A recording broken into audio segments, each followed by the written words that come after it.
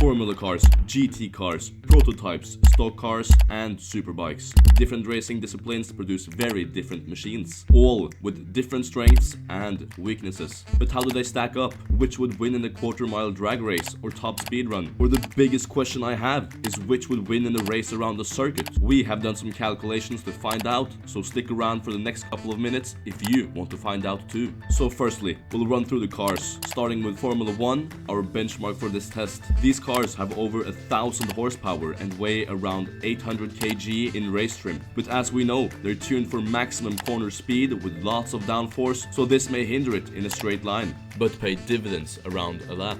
Next is Formula 2, with a very similar weight but with less aero and less power, with around 620 horsepower. Then we have its baby brother, the Formula 3 car. This has less power but much less weight. Then we have the Indy car, Formula 1's American cousin, similar in weight to the Formula car but with less power. However, they are much more slippery in a straight line. Then we have Formula E, much less power than other Formula cars, more weight. These are very much designed for smaller, twistier street circuits, and that's our lot for Formula cars. Next up are the GTs. So we have the three classes that will be racing at Le Mans this year. The new hypercar with a hybrid system powering all four wheels has around 670 horsepower.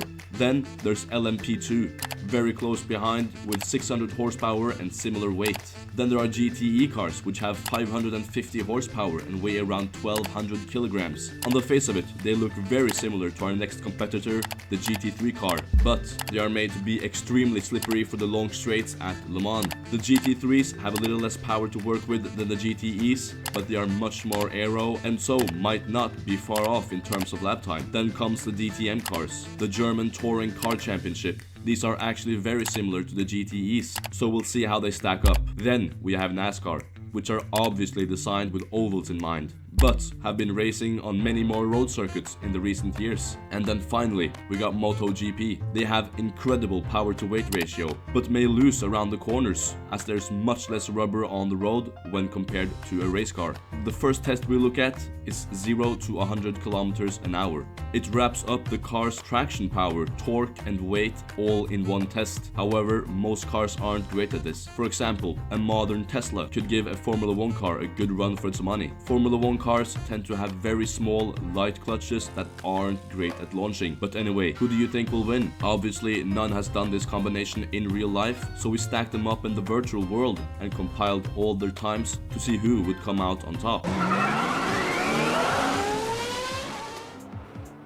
The winner is actually very surprising. The fastest is the hypercar. It may weigh more and have less power than the Formula 1 car, but its hybrid system powers all four wheels, giving it incredible acceleration off the line. Another key factor is power to weight, and this is why you see the MotoGP bike doing well. It doesn't get a great start due to reduced traction, but it does have a better power to weight ratio than anything here. So once the traction is down, nearly 1200 horsepower per ton, power it to actually beat the Formula 1 car. Now, powerful bikes do tend to be really hard to launch, but once they're off the line, the acceleration is incredible. The Formula E car does really well on this test, beating many cars with much more horsepower. But that instant torque from the electric motor must make up for it. The gaps between the rest of the line is actually really close, with the GT3 and the NASCAR bringing up the rear as they have significantly more weight than the other cars on this test. For me, the most surprising car is the hypercar. You would expect the power and reduced weight of the F1 car to give it the edge, but this initial acceleration is what the hypercar is best at. Up to 200 kilometers an hour, the hypercar have the advantage in a one-on-one race. But if we let them carry on, this is where power to weight is less of an issue, and the aerodynamic drag versus power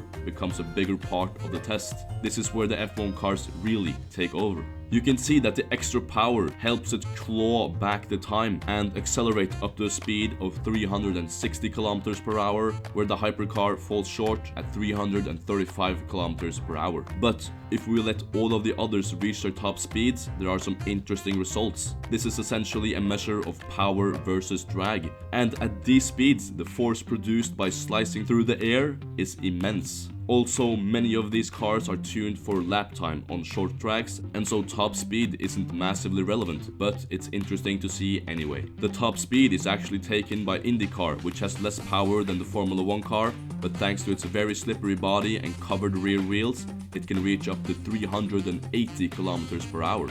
The MotoGP bike actually beats the Formula 1 car due to its smaller frontal area punching a smaller hole in the air. It also doesn't create any downforce, which comes with a large drag penalty. The LMP2 car beats the Formula 2 car, but more interestingly, it also beats the Hypercar, a car that is a class above it in the World Endurance Championship. The margins between these two classes are really small this year. It'll be interesting to see the lap time difference between these two, where the Hypercar dominates the acceleration zone, but the LMP2 car is actually faster at the end of the straight line. Before we look at track times, if you have made it this far, please consider subscribing to the Real Racing 1 channel. Thank you. But acceleration and top speed is one thing. Lap time around the circuit is a whole different ballgame. The cars often take different approaches to trade off between straight line speed and corner and grip. And we have picked Spa as the track for this battle, as the majority of cars have raced here and set representative laps in the past couple of years. Obviously, Lewis Hamilton holds the lap time here from 2020 with a 1 minute 41.2, which is quite clearly the fastest car here over a lap. The fastest lap in the Formula 2 car is held by Yuki Tsunoda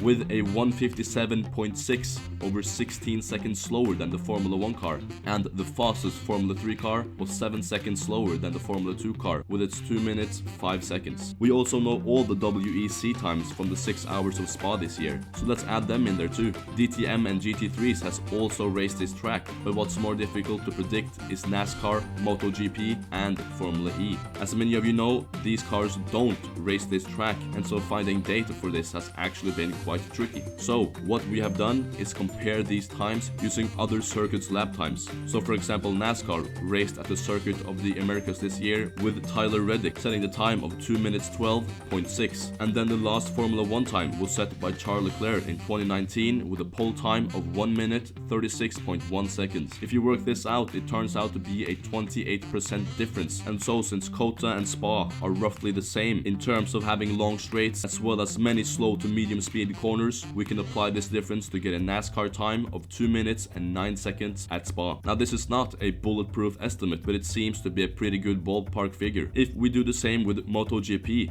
which has raced at the Red Bull Ring, we also get a 28% difference compared to a Formula 1 car, meaning we would expect NASCAR and MotoGP to be very close in a race around Spa, and that would be really good to watch. With Formula E, this gets a bit trickier. They tend to race much shorter tracks than Formula 1, so this guess is a little fuzzier. The Formula E and Formula 1 times around Monaco have a 23% difference, but this being a very short stop and start track, this would not be massively representative around Spa, where the long straights would punish the Formula E car. This would make the lap time around 2 minutes 4, which seems much too fast. We will probably expect around the 2 minutes 10 to 2 minutes 20, so we went looking for some more data. And interestingly enough, Jimmy Broadbent has lapped both the Formula E cars and Formula 1 car around the Nordschleifer in the sim. This track has long straights, slow corners and everything in between, and much more representative for Spa. Interestingly, this percentage comparison works out exactly a lap time of 2 minutes 10 seconds. Now this was all for this video. If you enjoyed the video, please consider subscribing to the Real Racing 1 channel and check out my other videos.